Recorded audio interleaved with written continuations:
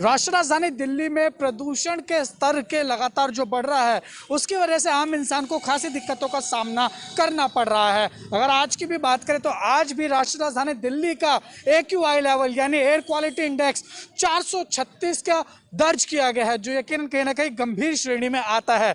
दिवाली बीते 3 दिन हो चुके हैं, लेकिन लगातार जो दिल्ली का प्रदूषण स्तर है वो बेहद गंभीर श्रेणी में बना हुआ है।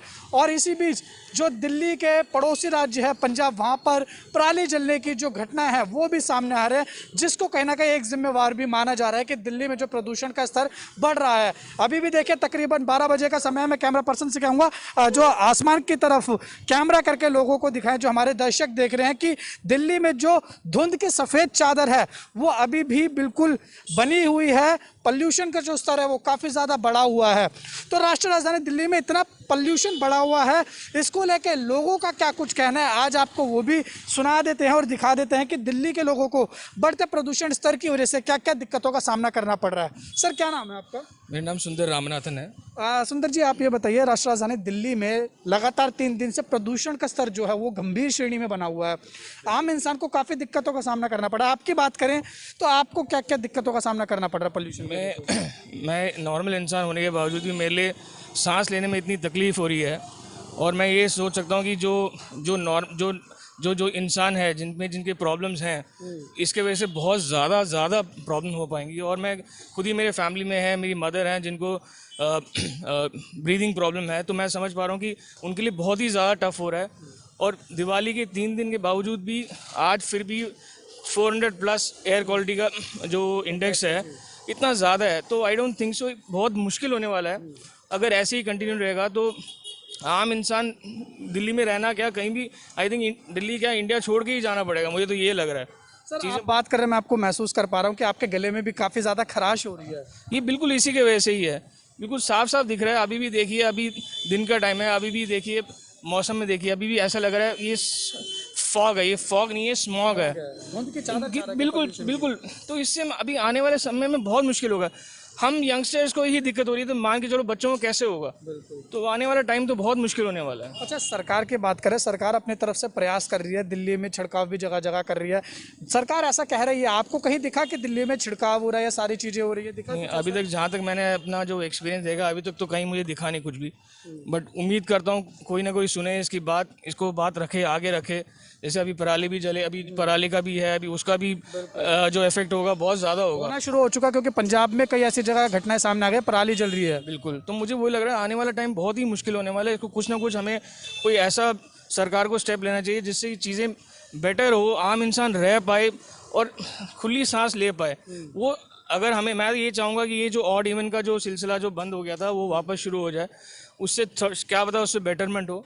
अगर आप ये कंपेयर करें, जब लॉकडाउन हुआ था उस टाइम पे जो इंसान जो नॉर्मल सांस ले रहा था, एयर क्वालिटी बहुत अच्छी हो गई थी। अब देखिए एकदम लॉकडाउन खुलने के बाद अब चीज़ें कैसे बदल गई हैं। तो मेरे हिसाब से जो प्रदूषण ये फैल रहा है उसके पीछे कहीं ना कहीं जो दिल्ली में पटाखे जलाए गए हैं उसको भी मानते हैं? बिल्कुल है, क्योंकि मैं जो कंपैरिजन कर रहा था लास्ट ईयर, जो जिस हिसाब से जो चीज़ चल रही थी, लास्ट ईयर पटाखे कम थे, बट इस साल अगेन बैन डालने के बावजूद भी इतने ज़्यादा पटाखे जले कि जिसकी वजह से क्वालिटी जो है और पुअर होगी। वैसी गाड़ियाँ इतनी ज़्यादा हैं, ठीक है, कोई रोक टोक नहीं है, तो ऑब्वियसली ये चीज़ें बहुत मुश्किल होने वाली आने टाइम। सर अगर आपकी बात करें, आपको क्या क्या दिक्कतों का सामना करना पड़ रहा है? जैसे आपने बताया गले में दर्द है, इसके अलावा सांस लेने में तकलीफ हो रही है, और कुछ और चीज़ हो रही है जैसे कि मन घबराना? बिल्कुल मन घबराता है और अनईजी सा फील होता है। आपको लगता है कि आप कुछ और स्मोक कर रहे हैं, या तो ऐसा लग रहा है कि आप बिना स्मोक किए आप स्मोक कर रहे हैं, और चेस्ट में हल्की हल्की पेन भी हो रही है इसकी वजह से। हाँ, आंखों में जलन महसूस हो रही है हल्की हल्की, वो भी है, बिल्कुल है। आपने स्मोकिंग की बात बिल्कुल ठीक की, क्योंकि इस वक्त जो दिल्ली का प्रदूषण का स्तर इतना बढ़ गया है कि जो स्मोकिंग भी नहीं करता और जो सांस ले रहा है, एक्सपर्ट के हिसाब से वो 8 सिगरेट के मुकाबले जो है वो उनके फेफड़ों में अंदर जा रहा है। बिल्कुल सही बात है। अगर आप देखिए, अभी मैं ये मैक्स के बाहर, BL के मैक्स के बाहर हूँ, तो यहाँ पे भी वातावरण ऐसे ही है कि लोगों को बड़ा मुश्किल हो रहा है। यहाँ पे भी इतना आसान नहीं है चीज़ें। तो मैं चाहता हूँ कि सरकार कुछ करे इसमें, कुछ सीरियसली इसमें कुछ देखे, कुछ अपना कुछ इनपुट्स दें ताकि थोड़ी सी चीज़ें रहने लायक हो, अदरवाइज बहुत टफ है। हो जाएगा। बहुत बहुत शुक्रिया बातचीत करने के लिए। तो आपने देखा कि दिल्ली के लोगों का, जनता का क्या कुछ कहना है।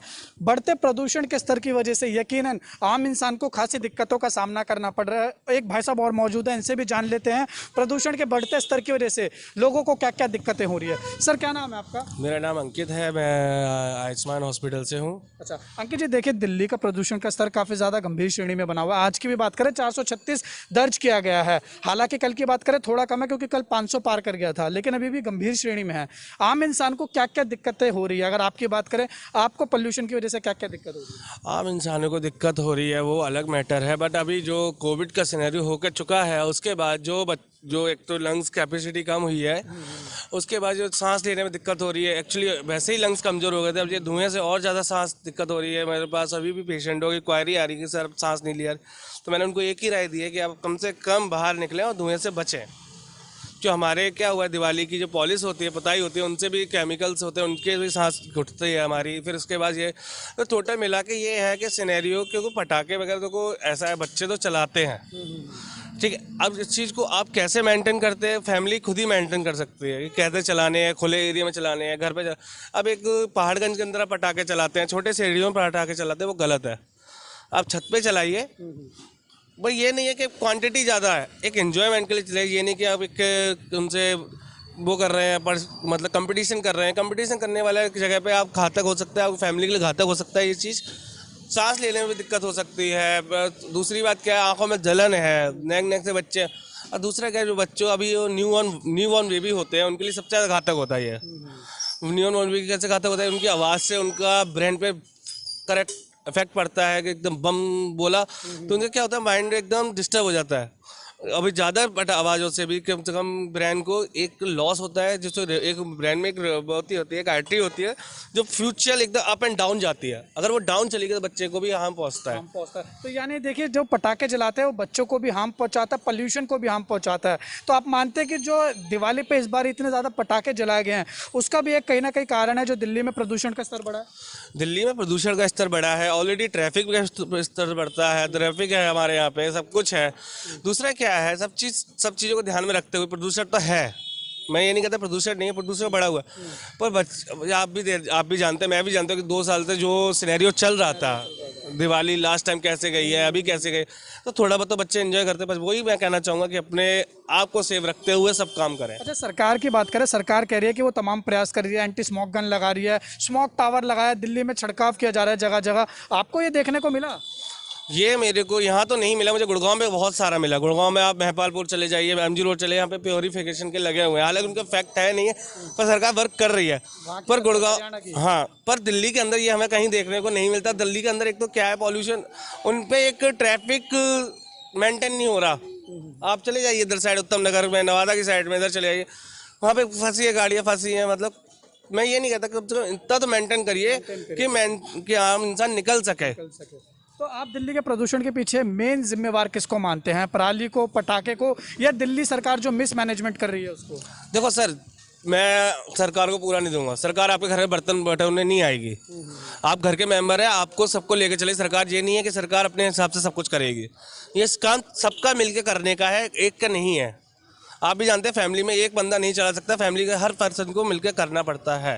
अच्छा सर, आप देखिए मेडिकल लाइन से, मैं जाते जाते आपसे कहूँगा कि अगर आप दर्शकों को कुछ नॉलेज दे पाए कि इस प्रदूषण से किस तरीके से बचा जा सकता है, क्या क्या गंभीर बीमारियां हो सकती है इससे, तो उससे बचें।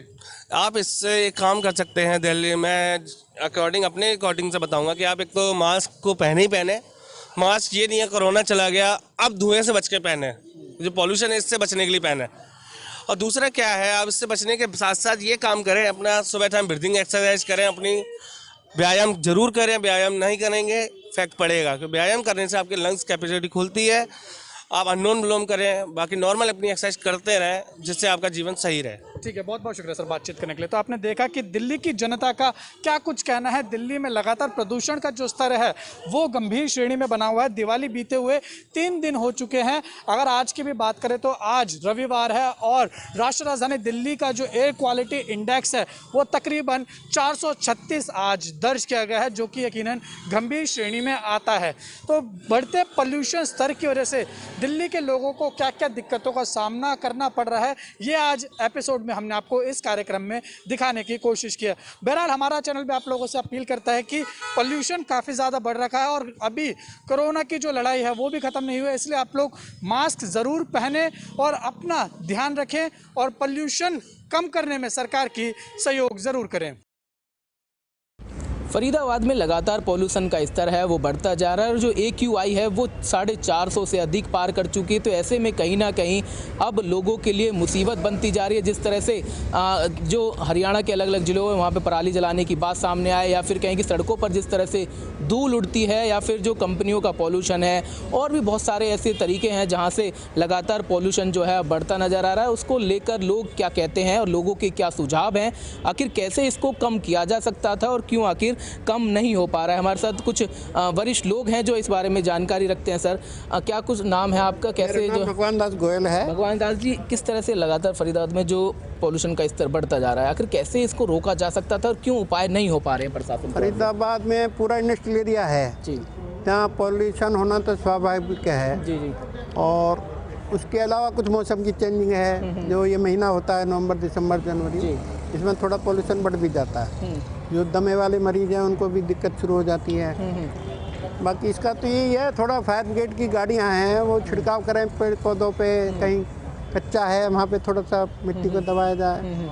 ये 2-3 सॉल्यूशन है। अच्छा, सड़कों पे लगातार जिस तरह से जो है धूल उड़ रही है, उनकी साफ सफाई नहीं हो रहे हैं। हाईवे पे जो काम हो रहे हैं ना, वहाँ भी जो मिट्टी एक्स्ट्रा पड़ी है उसको उठवाए JCB वगैरह से और उस पर थोड़े से छिड़काव विटकाव हो जाए, चाहे वो टैंकरों से हो। इस तरह से आज पॉल्यूशन का स्तर है 450 से अधिक AQI पहुंच चुका है, एयर क्वालिटी इंडेक्स, लेकिन कोई प्रशासन की ओर से कोई पर्याप्त इंतजाम करते हुए नज़र नहीं आ रहे हैं और लगातार ऑक्सीजन जो है वो गंदा होता नज़र आ रहा है। तो ऐसे में सांस लेने वाले मरीज हों, आंखों में जलन हो, इस तरह की परेशानियां भी बन रही हैं। प्रशासन को करना चाहिए काम जो भी है इसके बारे में। प्रशासन बिल्कुल चुप बैठा है। कुछ कहना चाह रहे हैं आप? भैया बात यह है कि फरीदाबाद को इन्होंने स्मार्ट सिटी घोषित कर रखा है जी, लेकिन आज मैं किसी भी सड़क पे, किसी भी चौराहे पे, किसी भी मैदान में चले जाओ, ढेरों कूड़े के ढेर हैं। यानी कि अगर स्मार्ट सिटी को डर्टी सिटी कहा जाए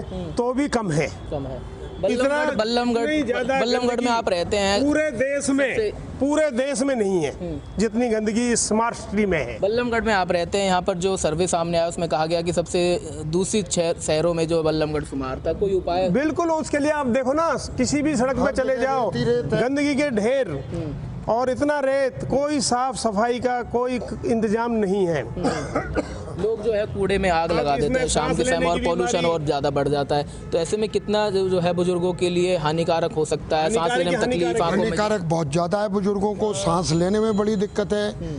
हर रोड पर मिट्टी चारों ओर, इधर भी जैसे ही गाड़ियाँ चलती हैं वैसे ही उड़ती है वो। कहीं ना कहीं छिड़काव कराया जाए। इसके अलावा सफाई नहीं हो रही ढंग से।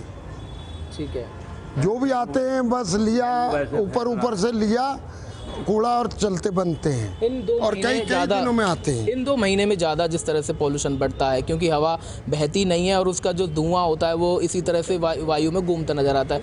तो क्या कुछ ऐसे जो है इंतजामात या फिर कड़े कानून जो है की जानी चाहिए, कार्रवाई? जो बड़ी बड़ी कंपनियां हैं वो पॉल्यूशन फैलाने का काम करती हैं, या बहुत सारे ऐसे और भी गाड़ियाँ हैं जो पॉल्यूशन फैलाने का काम करती हैं? देखो जी, ये तो इंडस्ट्रियल एरिया है, ये तो कंपनियां तो चलेंगी। सबसे पहले 90% तो जो सड़क पे धूल इधर उधर जमती है। मैं अभी पीछे गंगा जी गया, मैं यहाँ से सीधा यूपी गढ़ गंगा तक गया, कहीं ये नहीं साइडों में मिट्टी, हर जगह पटरी बनी हुई थी मेन रोडों पर।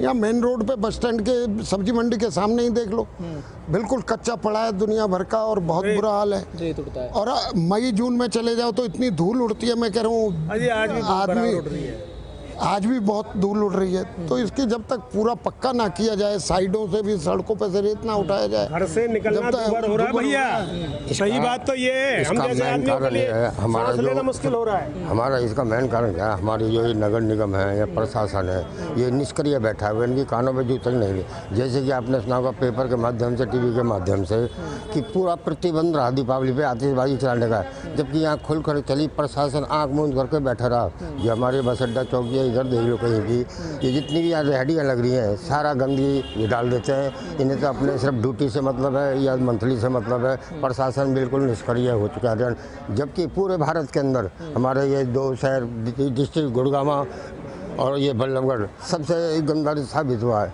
एक यहाँ अभी कुछ दिन नगर निगम की कर्मचारियों की छुट्टी रही, चारों साइड कूड़ों को ढेर है। त्योहारों का सीजन था, प्रशासन ने ये नहीं सोचा उन कूड़े के ढेरों में अब आग लगा दी जाएगी। कूड़ों के ढेर में आग लगाई, चारों साइड में जो रोडों पर पेड़ काटे जा रहे हैं वो सूखे हैं, उनमें आग लगा दिया है। बाईपास पे जाकर के देखो, जो बंजावली रोड से जो पुल बनाने जा रहे हैं, ये इतना तगड़ा, तो वहाँ जो पेड़ काटे हैं, पेड़ को काट करके वैसे ही छोड़ दिया गया है उनको। और उनमें जो झुग्गी झोंपड़ वाली है, उन्होंने उन कचरे में आग लगा दी, जिससे कि धुआं इतना हो रहा है। आप कल और परसों 2 दिन तक बिल्कुल निकलना बिल्कुल भारी हो रहा है। बन जाती है ऐसे में बच्चों के लिए, बुजुर्गों के लिए, और कोरोना वायरस में कहा जा रहा है कि सांस लेने में ज़्यादा परेशानी बनती है। तो ऐसे में इस तरह से जब प्रदूषण ज़्यादा बढ़ेगा तो फिर उसके ज़्यादा मरीज बढ़ सकते हैं। ऐसे जैसे ये प्रदूषण ज़्यादा बढ़ता जा रहा है, नगर निगम को ये करना चाहिए। अपने इतने सफाई कर्मचारी हैं, जो गाड़ी फायर ब्रिगेड वाले हैं, जो गाड़ी है, चारों साइड पेड़ों पर छिड़काव करा जाए, सड़कों पर छिड़काव करा जाए। जब तक छिड़काव नहीं होगा, जब तक प्रदूषण का प्रभाव कम नहीं होगा। इसलिए ये बहुत ज़रूरी है कि जो प्रशासन को पेड़ों पर चार, जैसे पिछले विपुल गोयल के टाइम में यहाँ काफ़ी छिड़काव किए गए थे, प्रदूषण काफ़ी कम हुआ था। और आज वही हाल है, सब बैठे हैं नीचे से ऊपर तक, कोई कुर्सियों के चक्कर लगे हुए हैं। तो चलिए, प्रशासन क्षमता नहीं है किसी। जो पॉल्यूशन का स्तर है वो लगातार बढ़ता जा रहा है। आप कुछ सुझाव देना चाहेंगे? कुछ लगता है कि किस तरह से रोका जा सकता है इसको?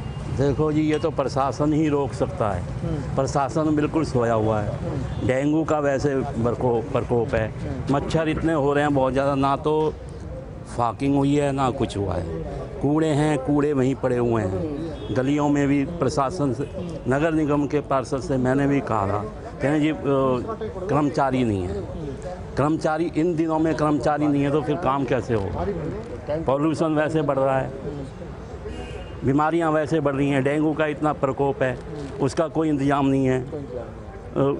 कूड़े पड़े हुए हैं। जैसे हमारे माननीय विधायक हैं, कई बार हमारे ज्ञानचंद गुप्ता जो स्पीकर है उसको भी कंप्लेंट कर चुके हैं, मनोहर लाल जी से कंप्लेंट। ये जो प्रशासन है, जो अधिकारी हैं, ये किसी ना विधायक की सुन रहे, और आम पब्लिक की तो बात ही दूर रही। ऊपर तक खूब कंप्लेंट आ रही है, पेपर में आप पढ़ते होंगे कि विधायक की कोई भी अफसर हो, एसपी हो, डीएसपी, कोई सुनकर राजी नहीं है किसी की। जो पॉल्यूशन बढ़ रहा है, आखिर क्या वजह मानते हैं इस पॉल्यूशन बढ़ने की? जो लगातार AQI जो है बढ़ रहा है और उसकी वजह से अब जो है सांस लेने में तकलीफ, आंखों में जलन हो रही है, क्या लगता है? क्या कैसे कुछ तो प्रकृति का है कि क्या नाम है, जिस हिसाब से है बादल नीचे तक आए हुए हैं, जो निकल नहीं पा रहा है। दूसरा क्या, पोल्यूशन बढ़ने का कारण सिस्टम सब से नहीं बैठ पा रहा ना किसी का भी अपना।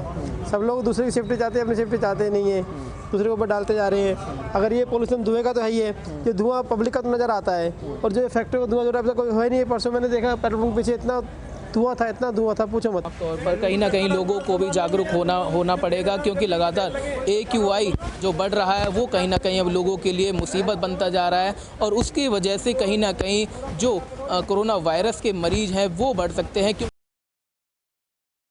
उत्तर प्रदेश में लगातार वायु प्रदूषण खराब होता चला जा रहा है। अगर उत्तर प्रदेश की राजधानी लखनऊ की बात की जाए तो लखनऊ का AQI 420 से भी पार हो गया है। तो वहीं प्रदेश में कानपुर और मुरादाबाद सबसे ज़्यादा दूषित शहर माना जा रहा है। बताया जा रहा है कि दीपावली में हुई आतिशबाजी के बाद वायु प्रदूषण बेहद खराब हो चुका है। अब राजधानी लखनऊ के साथ देश के कई ऐसे शहर हैं जहां पर लोगों को सांस लेना दूभर हो गया है।